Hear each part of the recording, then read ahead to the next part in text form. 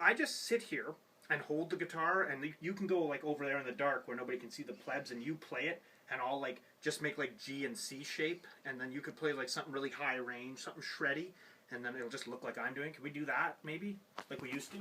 Sure. Oh, perfect. Okay. Okay, so yeah, we're just in here. We're loading up the session for the first time, putting it in there, and then did you decide on kind of tempo range? Did you manage to get to that, or? Well, we were talking. What did you say? 96 to about 120, I think. Anywhere between 96 and 130. 130, yeah. We'll probably be at the happy 104 or whatever it is that I always land at. I always land on that uneven number. This is 130. That feels pretty good. Yeah, that feels good. I had written a mandolin part. I had thought about it because, as I was saying, it's really unethical as a musician to come to the studio, pay for the time, and then be like, oh, by the way, I didn't practice it all at home, and I'd like you to write this song for me, please. Maybe Might be a little fast. Maybe a touch fast. I don't want to do anything for myself. I just want to hire a producer to do all the work for me.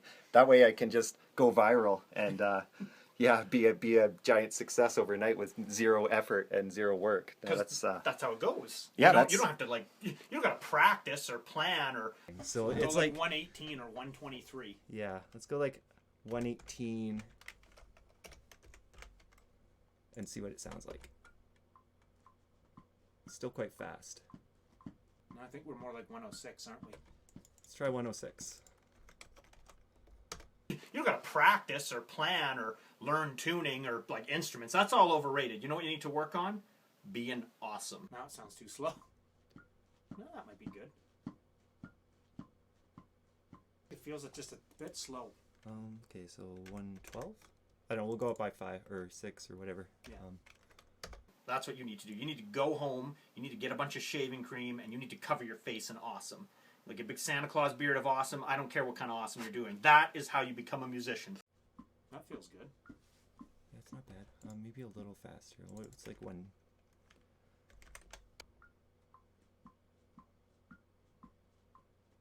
To me, that feels right. What's that? That's 115. Yeah, I think you found its home. Okay. Shaving cream and none of that. Just go home and practice. Get an instrument and practice your instrument. Learn how tuning works. Take notes here. Any musician should have a notepad and a pencil with you at all times. Yeah. No matter where you are. Exactly. Well, the reason is that if you don't write this stuff down, you just get, you got to keep that stuff in your brain, and then you're going to forget something or miss a step.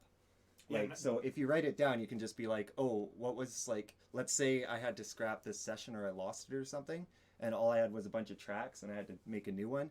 What's the tempo? Well, I'm going to have to either download a plugin to tell me what the tempo is, do an intense set of calculations, or try and figure it out. Or you can get lost. So, it's better to just look at your book and say, 115. Oh, there. At the same time, you got to tell everybody, hey, look at me. Look at how awesome I am. Buy my shit. Other things you can write down as you go is where in each track maybe you played a bit and you made a mistake in one place and you got to do a punch in. So you write down that kind of stuff. It's the thing is you need to come to the question of the most important thing as a musician. Should I cut my hair? Should I dye my hair? What would dreadlocks look like on me? Think about your hair. What kind of hair are you going to need to be a musician? In most of these programs, you have a place to make a little marker here.